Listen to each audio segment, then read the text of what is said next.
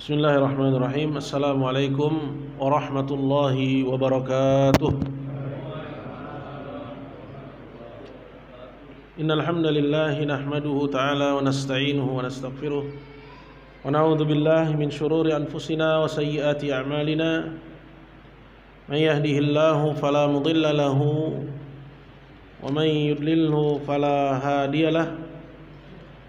Asyhadu an la ilaha illallah wahdahu la syarika lah wa asyhadu anna Muhammadan abduhu wa rasuluh sallallahu alaihi wa ala alihi wa sahbihi wa man tabi'ahum bi ihsanin ila yaumiddin, amma ba'du.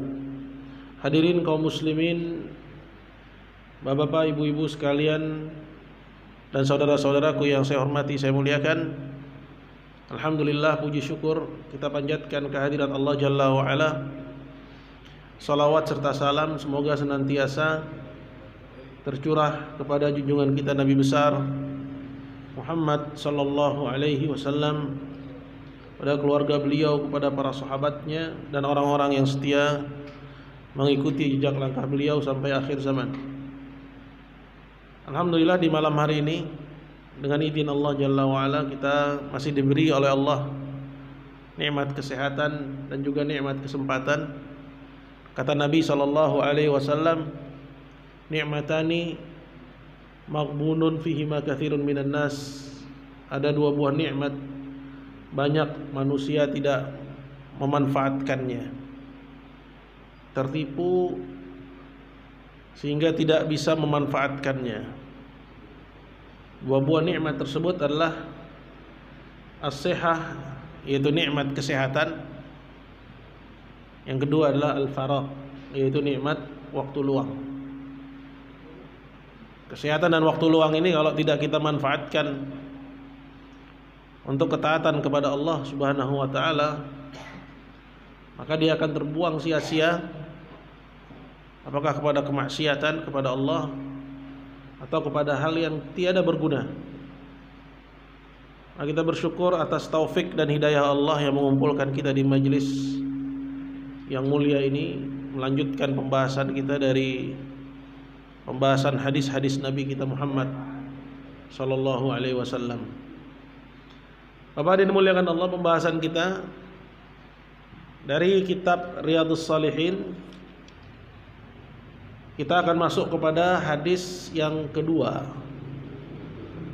dari bab yang berbicara tentang anjuran kepada keyakinan dan tawakal. Kalau kita perhatikan al-yaqin wa tawakal, ini dua sifat yang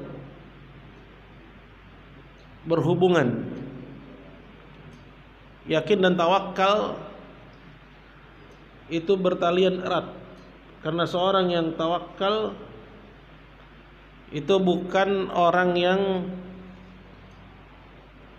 sembrono. Tawakal itu bukan bertindak tanpa akal. Tawakal itu bersumber dari keyakinan yang kuat kepada Allah Subhanahu wa taala. Bapak dan dimuliakan Allah Subhanahu wa taala, oleh karena itu tawakal, kalau kita lihat kepada pengertian yang diberikan para ulama, mereka menerangkan yaitu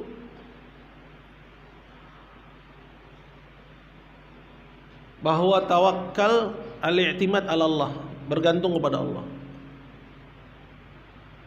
Fi jalbi naf'in aw daf'il madar, dalam menggapai manfaat atau menolak kemudaratan. Ma'attikhadil asbab, disertai dengan menjalani sebab, disertai dengan ikhtiar.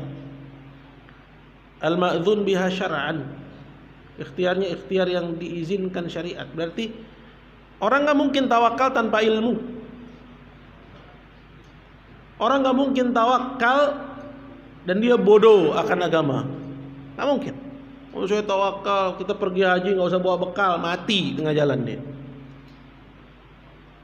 Ya, udah kita tawakal aja, ya insya Allah Allah akan tolong kita. Naik motor, modalnya cuman peci putih.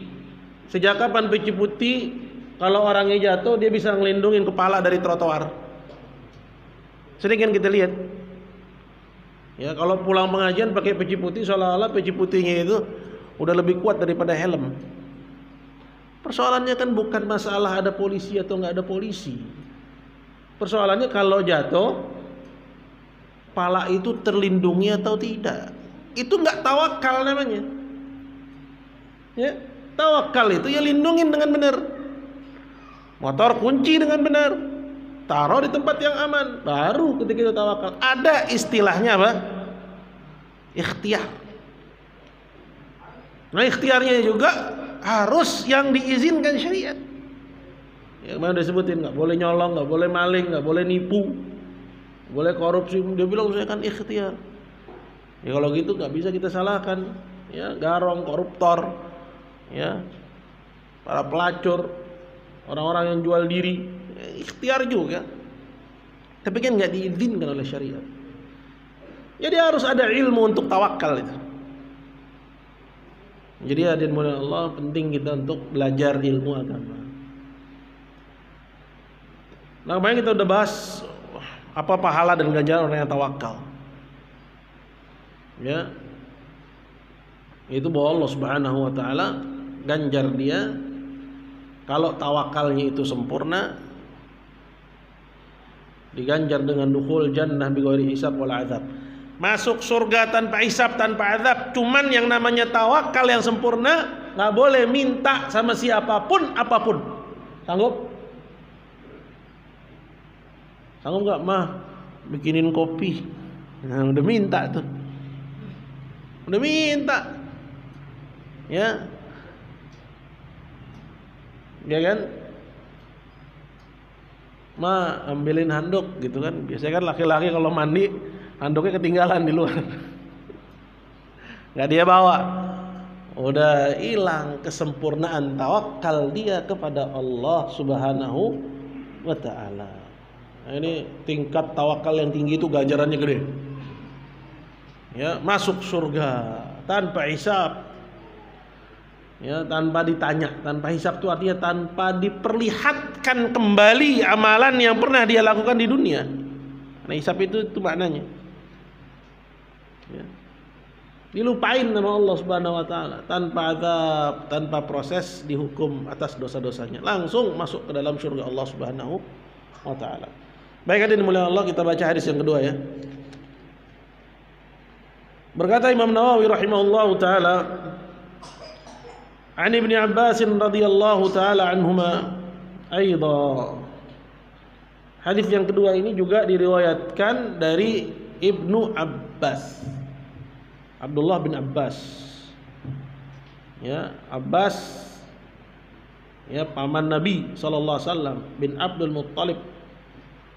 Ya, atau masih sepupu Nabi sallallahu, masih paman Nabi sallallahu alaihi wasallam. Nah, paman Nabi sallallahu alaihi wasallam. Karena dia anaknya Abdul Muttalib. Nah, Ibnu Abbas ini, ya, dia sigharus sahabah. Ya, karena sahabat itu ada yang junior, ada yang senior. Ibnu Abbas termasuk sigharus sahabah. Namun dia sekalipun, ya, usianya jauh ketinggalan dari kibarus sahabat, para sahabat senior, tapi dia membawa dan meriwayatkan hadis yang banyak. Makanya julukannya adalah Habrul Ummah, penanya umat, tintanya umat, tintanya umat. Pernah didoain sama Nabi SAW, Allahumma faqihu fid din wa'allimhu ta'wil. Ya Allah, pahamkan dia akan agama dan ajari dia tafsir. Maka belajar tafsir itu ilmu yang luar biasa, Pak. Ya, ilmu penting, namun bukan ilmu yang susah. Jadi jangan dibikin susah, karena mengambil hidayah dari Quran itu gampang. Karena Quran itu petunjuk atau bukan? Setuju bahwa Quran itu petunjuk? Berarti kalau dia petunjuk, mengambilnya sebagai petunjuk nggak sulit. Kalau sulit berarti bukan petunjuk. Iya nggak? Logikanya kan gitu. Ya. Maka banyak sekali dalam ayat Quran ayat-ayat yang tafsirannya adalah dengan membacanya. Ya. Jadi jangan ditakut-takutin orang belajar Quran. Ya, belajar tafsir nanti gila. Ya, itu harus punya ilmu ini, punya ilmu itu. Lah, enggak sulit. Ya. Mayoritas ayat Quran itu ya maknanya muhkam. Ya. Maknanya jelas terang. Ya, yang butuh tafsir itu hanya segelintir.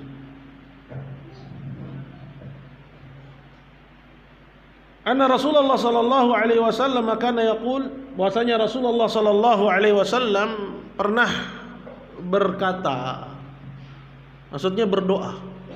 Nah, ini doa Nabi kita contoh, Pak. Ya, doa Nabi kita tiru, Pak. Jadi kita sebisa mungkin juga bisa berdoa dengan doa Nabi sallallahu alaihi wasallam. Apa kata Nabi dalam doanya? Allahumma laka aslamtu. Ya Allah, katanya. Allahumma itu artinya apa? Ya Allah.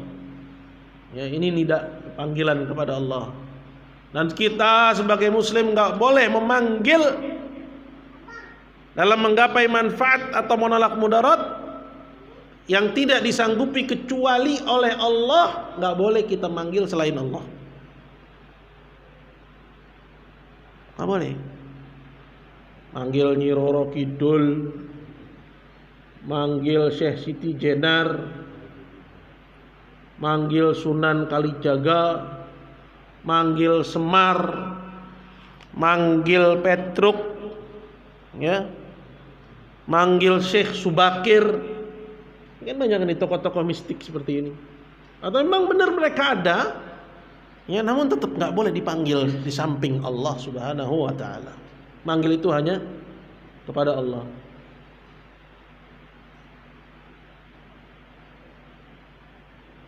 Allahumma laka aslamna, ya Allah, hanya kepada Engkau aku berserah diri. Aslamna artinya berislam. Islam itu artinya apa sih? Istislam. Pak, agamanya apa? Islam apa sih Islam?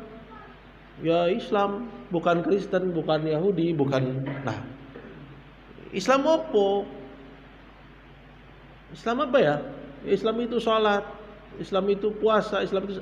Antum nggak memberikan pengertian Islam yang menyeluruh. Islam itu secara bahasa artinya istislam, sampean pasrah sama Allah. Itu namanya Islam. Ya. Secara definisi syariat, istislamu lillahi bitauhid, berserah diri kepada Allah dengan menauhidkannya. Ya. Menauhidkannya artinya menunggalkannya, bahwa dia satu-satunya pencipta, pemilik, pengatur alam semesta.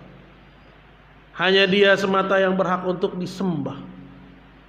Hanya dia semata yang memiliki nama-nama yang husna dan sifat-sifat yang tinggi. Itu tauhid. Ya. Berserah diri kepada Allah dengan menauhidkannya. Walinqiyadu lahu bitta'ah, tunduk kepadanya dengan mengerjakan ketaatan. Yang namanya nyerah. Ya, masa masih mangkir. Ini nyerah. Berarti dia harus tunduk kepada Allah Azza wa Jalla dengan mengerjakan ketaatan. Wal bara'atu minasyirik, serta berlepas diri dari kesyirikan. Ya, pokoknya yang bau-bau syirik gua nggak mau. Mau itu warisan budaya, peninggalan nenek moyang, ya. Mau itu katanya harus dilestarikan, kalau dia berbau syirik, mau. Kalau enggak bisa dia berislam. Karena harus berlepas diri, Pak. Ya, seperti halnya Ibrahim berlepas diri dari kesyirikan. Ya.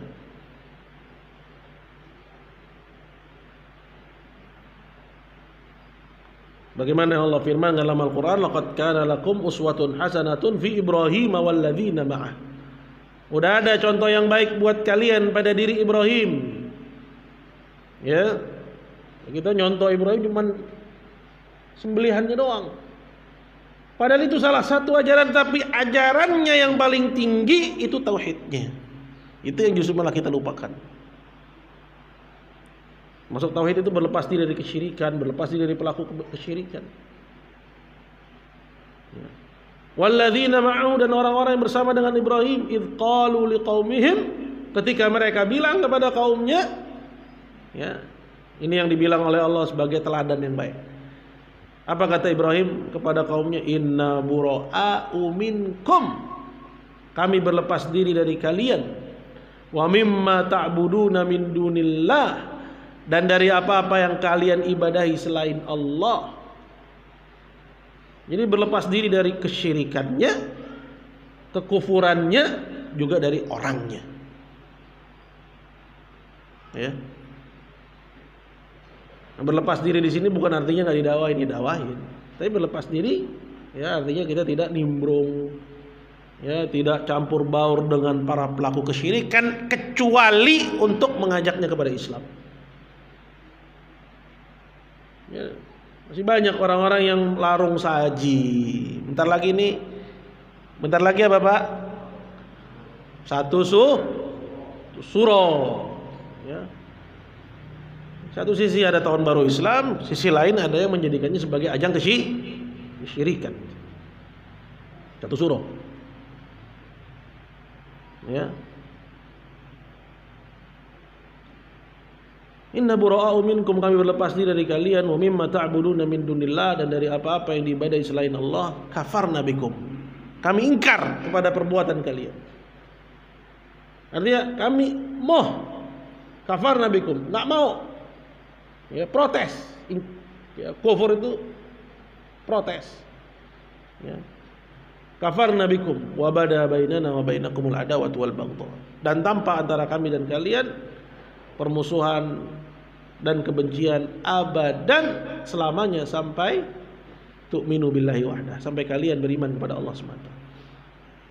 Itu Islam. Nah, Islam yang kayak gini asing udah, Pak. Ya. Karena kita disuruh untuk apa? Toleransi. Ya enggak? Sampai kepada non muslim nggak boleh bilang mereka kafir. Nggak boleh. Kalau ente bilang mereka kafir, ente nggak toleransi. Nggak toleransi. Itu bukan toleransi. Toleransi Nabi SAW sosok yang paling toleran. Ya. Tapi persoalan prinsip nggak bisa dicampur adukkan. Yang bilang mereka orang kafir ya Allah kok. Ya. Ya Nabi kok, qul ya ayyuhal kafirun. Katakanlah wahai orang-orang kafir. Al-Kafirun itu surat yang pendek turun di Mekah. Dan di Mekah isinya penyembah berhala. Qul ya ayyuhal kafirun. La a'budu ma ta'budun. Ya. Begitu juga Allah Subhanahu wa taala berfirman, lam yakunil ladzina kafaru min ahlil kitabi wal musyrikin. Orang-orang kafir itu tidak akan pernah berhenti. Siapa orang-orang kafir itu? Ahlil kitab. Berarti Yahudi Kristen disebut kafir oleh Allah? Kafir. Wal musyrikin, dan orang-orang musyrik disebut kafir oleh Allah? Kafir. Terus kita nggak mau bilang mereka kafir, ya jangan bilang kafir, ya. Jadi jangan karena urusan masalah, ya deradikalisasi, ya. Deradikalisasi sampai menyentuh kepada prinsip-prinsip agama, akhirnya prinsip itu merotol semua. Jadi murtad kita nanti.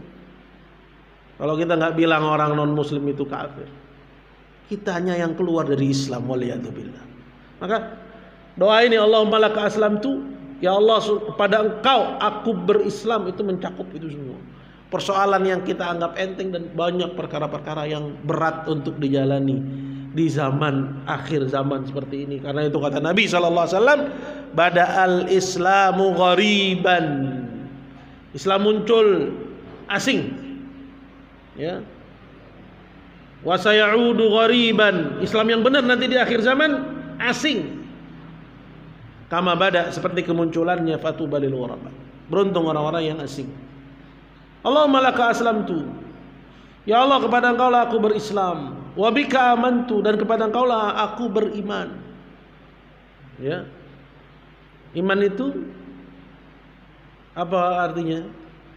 Percaya. At-tasdiq, membenarkan. Iman itu artinya at-tasdiq, yaitu membenarkan. Wa ma antum bimu'minin lana walau kunna shadiqin.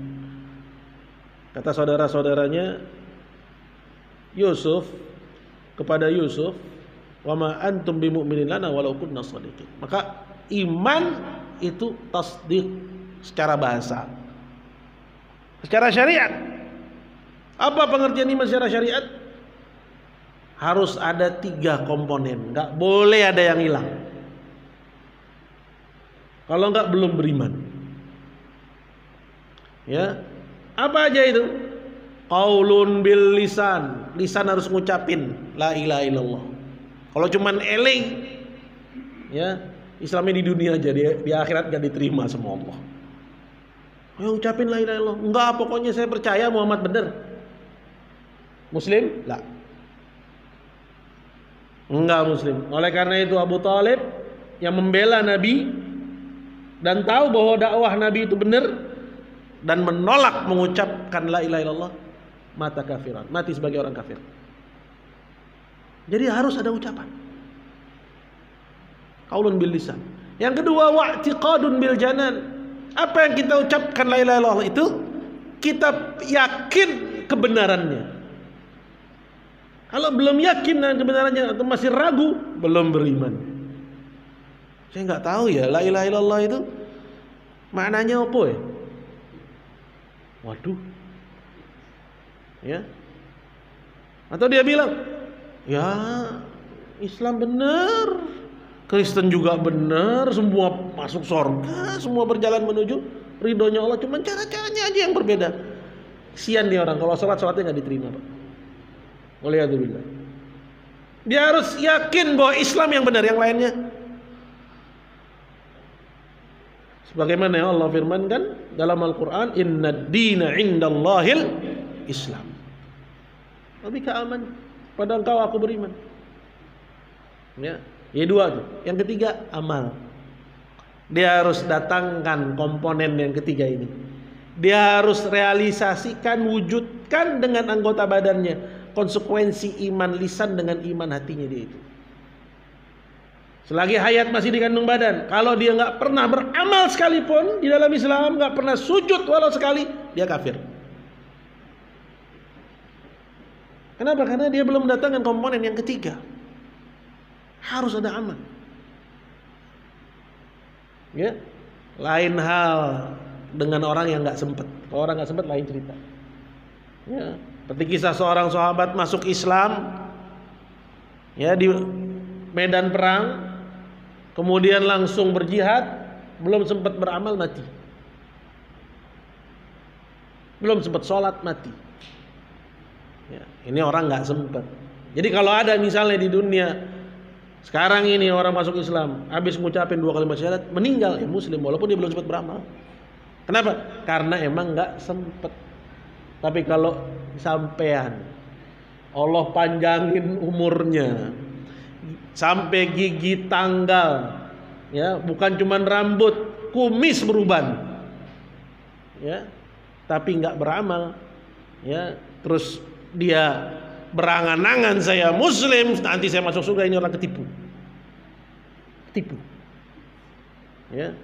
Kata Al-Hasan Al-Basri, laisal imanu bitamanni wala bitahalli. Iman itu bukan yang diidam-idamkan, yang diangan-angankan. Walakin ma waqara fil qalb, tapi yang tertanam dalam dada. Wa saddaqathul amal, dan dibenarkan dengan amal perbuatan. Jadi misalnya kita beriman nih. Ya, Anda sholat, datang sholat itu hadirin dalam hati sedang ya menunaikan tuntutan iman. Itu. Ya, Anda berdoa itu sedang menunaikan tuntutan iman. Karena saya beriman, saya berdoa. Gitu. Ya. Karena Allah perintahkan, karena Allah mencintai, karena Allah kasih ganjaran itu. Ya. Dan seterusnya dari amalan-amalan yang saleh. Sehingga berasa ketika kita beramal. Qala wa 'alaika tawakkaltu, dan kepada Engkau sajalah kami bertawakal. Kami bergantung, enggak boleh bergantung kepada selain Allah. Ya. Dari jin, malaikat, orang soleh. Saya pernah cerita, Allahu alam pernah di sini atau enggak. Dulu orang-orang tua kita dulu, ya, ini kejadian nyata, Pak. Saya sendiri ngalamin. Ya. Dulu saya asli kan Matraman. Kalau kita lagi liburan tuh ke Taman Ria, ya, zaman dulu di tahun 80-an. Ya. Waktu itu ada gantole itu, ya, yang kereta gantungnya. Ya, ada orang tua masih kerabat, masih ya kalangan ya orang-orang tua kita dulu ikut waktu itu. Ya, masih nenek lah gitu. Walaupun bukan nenek langsung. Dia takut, Pak. Ini buat pelajaran aja bahwa memang tauhid itu mahal. Ya. Dia takut karena naik kereta gantung. Apa dia bilang? Ya Israil, ya Israfil, ya Mikail. Itu saya masih ingat. Subhanallah, Allah jadiin kasus itu masih tersimpan dalam benak saya, Pak. Apa artinya? Dia minta tolong sama malaikat. Itu syirik, Pak. Gak boleh kita minta pertolongan kecuali kepada Allah. Ya, gak boleh. Ya. Bahkan dulu tuh di rumah, itu di pintu luar dapur itu ditulis Umar bin Khattab. Jalan Talang nih ya, kampung saya di Jalan Talang, Pegangsaan. Ya, itu keluarga semua tuh, semuanya pintu rumahnya tuh Umar bin Khattab. Umar. Kenapa sih tulis Umar? Itu saya belum belajar waktu itu. Ya, katanya, ya setan takut kalau ada ya, lewat satu gang kalau di situ ada Umar. Oh, kenapa nggak tulis Allah sekalian? Kenapa bukan Allah? Kenapa Umar? Ya, logikanya apa? Ya, nanggung. Nanggung. Kenapa Umar? Allah sekalian tulis. Nah, itu termasuk minta keselamatan kepada selain Allah Azza wa Jalla. Ini nggak boleh. Jadi tawakal itu hanya kepada Allah. Nggak boleh juga tawakal kepada benda. Ya, misalnya apa? Keris, jimat, ya, batu, tasbih, rompi, ikat pinggang yang udah diisi, udah dikasih isim, ya, yang jualan ada stiker macem-macem, ya, foto, ya, angku saleh, ayo, di rumah makan Padang, iya kan?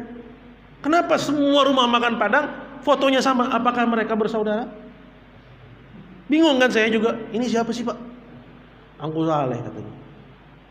Dari ya Minangkabau, dari Pariaman katanya. Ya, biasanya yang pakai foto ini orang Pariaman. Ya, mungkin dia mau koleksi ya boleh mungkin. Tapi kalau di situ ada keyakinan, nah ini yang jadi persoalan. Biar dapat untung, dapat cuan, biar gak rugi, gak buntung. Sama aja sama orang-orang yang datang ke ya padepokan cari jimat, penglaris. Ini tawakal kepada selain Allah Subhanahu wa taala. Ya. Jadi kita harus hanya tawakal kepada Allah. Qala selanjutnya wa ilaika anabtu. Ya, anabtu inabah. Inabah artinya ruju', yaitu at-taubah, bahwa taubat itu kita hanya kepada Allah. Wa bika khasamtu, dan ya, dengan Engkau ya Rabb aku berperang. Ya, berperang, berdakwah. Ya. Artinya bahwa berperang itu hanya dalam rangka membela agama Allah Subhanahu wa taala. Allahumma inni a'udzubika bi'izzatik. Ya Allah, sungguhnya aku berlindung ya, dengan kemuliaan-Mu. Ini tawassul dengan sifat. Boleh tawassul dengan nama, tawassul dengan sifat, ya. Seperti misalnya dia bilang Allahumma ya Tawwab tub alayya. Ya. Dia panggil nama Allah yang sesuai dengan permintaan dia, minta tobat nih. Dia panggil Allah dengan nama yang sesuai. Apa nama Allah yang sesuai? At-Tawwab. Ya. Dat yang memberi taubat. Itu akan lebih mungkin dikabulkan, Pak. Sama kayak anak kecil. Babe bae deh, be. Ya, ganteng nih, be. Ngapa lo tong? Tak duit, be. Kasih lagi. Ya. Begitu juga orang dalam berdoa. Dia puji Allah, dia panggil nama-nama Allah yang husna, sifat-sifat Allah yang tinggi. Nah, ini diantara sebab dikabulkannya doa. Ini a'udzu bi'izzatik, aku berlindung dengan kemuliaan-Mu. La ilaha illa anta. Tidak ada yang berhak diibadahi kecuali Engkau. Ilah, tidak ada ilah. Ilah itu apa sih? Ilah itu, ya, kalau Tuhan bahasa Indonesia kadang nggak mewakili, Pak. Ilah itu artinya ma'bud, yang diibadahi. Tidak ada yang berhak diibadahi ilahan kecuali Engkau. Itu mana ilah? Ya. Tidak ada yang berhak diibadahi kecuali Engkau. Antudillani, aku berlindung dengan kemuliaan-Mu dari Engkau sesatkan aku. Ya. Karena hidayah dan kesesatan itu dari Allah Azza wa Jalla. Ya. Bahkan kita nggak tahu apa nasib kita nanti di akhirat. Semua sudah ditetapkan dan ditentukan oleh Allah. Antal hayyul ladzi la yamut. Engkaulah zat yang hay. Apa hay? Maha hidup. Maka tawakal kepada Allah nggak sebanding dengan tawakal kepada siapapun selain Allah. Karena tawakal kepada yang, ya, bakal mati, dia akan kecewa. Dia akan kecewa. Kenapa? Karena dia mati. Maka kata Allah, wa tawakkal 'alal hayyil ladzi la yamut. Tawakkallah kalian kepada zat yang maha hidup, yang tidak mati. Enggak akan kecewa. Tawakal kepada Allah. Ya. Anda sampai belum kisahnya itu? Ya, kisah ketika Musa dikejar oleh Fir'aun hingga akhirnya di depannya apa? Lautan. Ya, kata pengikutnya Musa apa? Innala mudrakun. Ya, kena deh gue. Ya, habis dah belakang tentara Firaun, depan lautan. Ya. Apa kata Musa dengan penuh tawakal kepada Allah? Kalla. Sekali-kali tidak. Inna ma'iya rabbi sayahdin. Sungguhnya bersamaku adalah Rabbku yang dia akan tunjuki aku. Ya. Maka Allah suruh pukulkan tongkatnya ke laut hingga dia pun terbelah. Fanfalaq, terbelah. Infalaq. Ya. Fakana kullu firqin qattaudil azim. Masing-masing dari, ya, laut itu yang terbelah bagaikan taudil azim, ya, gunung yang besar. Ya. Banyak dalam Al-Qur'an. Ya. Kisahnya Maryam lagi hamil besar, ya, disuruh goyangin apa? Pohon kurma. Ya. Kita ini yang kuat aja untuk goyangin pohon kurma, nggak kuat kita. Nah, ini perempuan hamil besar suruh goyangin pohon kurma. Ya. Artinya tawakal itu juga ada sebab yang harus dijalani. Allah yang tentuin nanti, Allah yang putuskan. Ya. Maka Allah suruh kepada Maryam untuk wahuzzi ilaiki bijid'in nakhlah, gerakkan oleh kamu pelepah kurma itu, tusaqit alaiki rutaban janiyah. Jatuh sendiri. Allah yang bikin jatuh, tapi jalanin sebab. Ya. Antal hayyul ladzi la yamut wal jin wal insu yamutun. Sedangkan jin dan manusia semuanya mati. Jadi jangan tawakal kepada jin, manusia, apalagi kepada benda. Qala muttafaqun alaihi, haditsnya muttafaqun alaihi wa hadza lafdhu Muslim, dan ini lafalnya Muslim. Wa ikhtasarahu al-Bukhari, dan Imam Bukhari meriwayatkannya dengan dia ringkas. Jadi ini hadis yang kedua. Allahu taala a'la wa alam. Kalau ada pertanyaan saya persilahkan.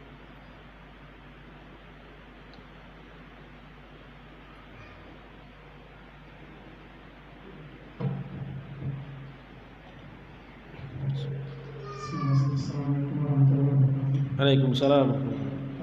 Pak Ustaz, dulu kita semua sudah berikhtiar sampai sampai tidak mampu lagi, tapi dia pasrah kepada Allah.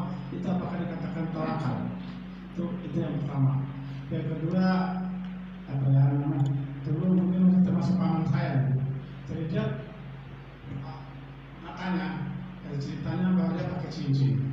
Mungkin pada saat zaman waktu PKI dulu, dia sebagai partai kiai Islam, dikatakan beliau kiai, tapi karena dipengaruhi ditembak, dia tidak mempan, langsung saya aja itu nasma apa segala macam.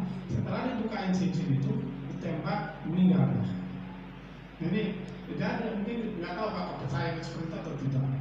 Yang ketiga, Pak Ustaz, ini banyak di antara kita bukan jadi berziarah ke SSC, kemudian berdoa di sana. Padahal ada masjid yang dekat, bahkan berdoa banyak di sana. Ini khawatir saya apakah di sana minta kepada yang mungkin ilmu bahkan sudah meninggal, itu termasuk syirik juga. Terima kasih. Assalamualaikum warahmatullahi wabarakatuh. Waalaikumsalam warahmatullahi wabarakatuh. Ya, jadi tawakal itu kalau kita lihat definisinya, ya, hatinya bergantung kepada Allah disertai dengan menjalani sebab. Jadi dia beriringan. Jadi bukan usaha-usaha lu udah mentok baru tawakal. Nah, jadi tawakal itu secara pengertian dari definisi yang tadi kita kasih, ya, bergantung kepada Allah dalam menggapai manfaat, menolak kemudaratan, disertai ma'attikhadil asbab, disertai dengan menjalani sebab. Jadi menjalani sebab itu berbarengan. Anda kerja keluar rumah, hatinya bergantung kepada Allah. Anda jualan di pasar, hatinya bergantung kepada Allah. Ya, jadi bukan pasca usaha ketika udah mentok baru pasrah lah, bukan. Ya. Jadi dia beriringan. Sifatnya beriringan, barakallahu fiik. Kalau persoalan kebal, ya, kita tahu bahwa manusia, ya, yang paling utama Nabi Muhammad SAW nggak kebal. Silakan baca kisah, ya, perang Uhud, bagaimana Nabi SAW kusirat rubaiyatu wa sujja ra'suh, kepalanya sampai, ya, robek, gigi serinya patah kena sabetan pedang. Nabi nggak kebal. Ya, ketika itu hanya ada segelintir sahabat yang menjadikan badan mereka sebagai tameng hidup bagi Rasulullah, diantaranya Abu Talha, ya, sehingga badannya itu penuh dengan sayatan pedang. Ya, sampai-sampai Nabi SAW mengatakan, kalau kalian ingin melihat penghuni surga yang kakinya menapak di bumi, lihat orang ini, Abu Talha. Ya, kenapa? Karena, ya, penuh dengan luka. Ya. Banyak para sahabat meninggal, Hamzah meninggal, ya, Umar ditikam, Utsman mati dibunuh, Ali dibunuh, ya. Dalam perang Mu'tah, Ja'far, ya, tangannya hilang, ya, sehingga disebut dengan Ja'far at-Tayyar. Dia pegang itu, tangannya ditebas satu, dia pegang panji Nabi dengan tangan yang satunya lagi, ditebas satunya lagi, dipegang begini. Ya. Kemudian direbut oleh, ya, Abdullah bin Rawahah. Diselamatkan oleh Abdullah bin Rawahah. Ada yang kebal? Nggak ada yang kebal. Ya. Terus dari mana kebal itu? Banyak, ya, ilmu-ilmu kebal itu diambil dari, ya, kolaborasi dengan jin. Ya, maka nggak boleh kolaborasi dengan jin. Ya. Nggak boleh kita ya melakukan ritual puasa muti atau melakukan ya ibadah-ibadah yang nggak disyariatkan ya untuk mendapatkan ilmu-ilmu seperti itu, ilmu kebal, ilmu ini, ilmu itu. Ya. Ini bukan bagian dari. Dalilnya gampang tadi, lihat aja Nabi kebal nggak? Kalau ilmu kebal itu menunjukkan atau bukti akan keutamaan, pasti Nabi yang paling pantas untuk memilikinya. Betul nggak? Si Nabi orang yang paling pantas untuk memilikinya, tapi Nabi sendiri nggak kebal. Gitu ya. Jadi nggak ada istilahnya kekebalan itu dicari. Tapi kalau dari sisi karomah, ini lain hal. Tiba-tiba ditembak nggak mempan. Tapi dia nggak ngamalin apa-apa kecuali ya syariat Islam. Dia orang yang soleh tiba-tiba ditembak nggak mempan. Kalau karomah banyak. Tapi karomah nggak bisa dipelajari, nggak bisa diritualin. Ya. Terus yang ketiga persoalan ziarah kubur ini diperintahkan dalam Islam. Kata Nabi, kuntu nahaitukum an ziyaratil kubur fazuruha. Dulu aku melarang kalian dari ziarah kubur, saya sekarang ziarahilah. Fa inna tudzakirukumul akhirah, karena ziarah kubur itu mengingatkan kamu kepada akhirat. Jadi ziarah kubur itu memiliki fungsi jelas. Ya, biar kita ingat mati. Biar kita nih yang hidup ngambil manfaat. Ya, ingat mati. Ya. Atau mendoakan si mayit. Adapun kita menjadikan mayit sebagai sarana untuk minta kepada Allah, ini nggak lepas dari syirik kecil atau syirik besar. Ya.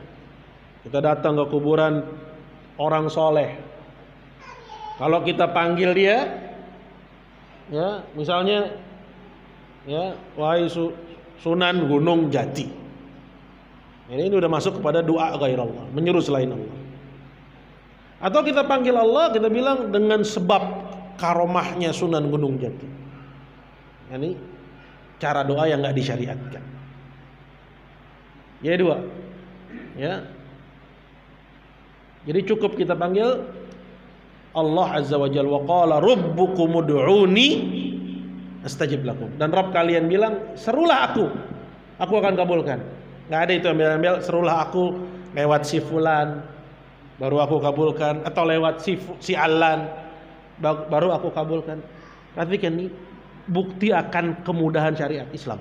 Coba kalau misalnya serulah Allah lewat si fulan, ya gimana dengan kaum muslimin yang ada di belahan yang lain? Yang enak yang ada di Madinah. Ya. Tapi karena ini adalah doa, maslahatnya untuk semua, maka nggak usah lewat siapa-siapa, langsung aja tembus sama Allah, Allah kabulin. Ya, barakallahu fiik. Ya, jadi itu ya. Mungkin karena waktu yang ya tidak memungkinkan, kita cukupkan kajiannya sampai di sini.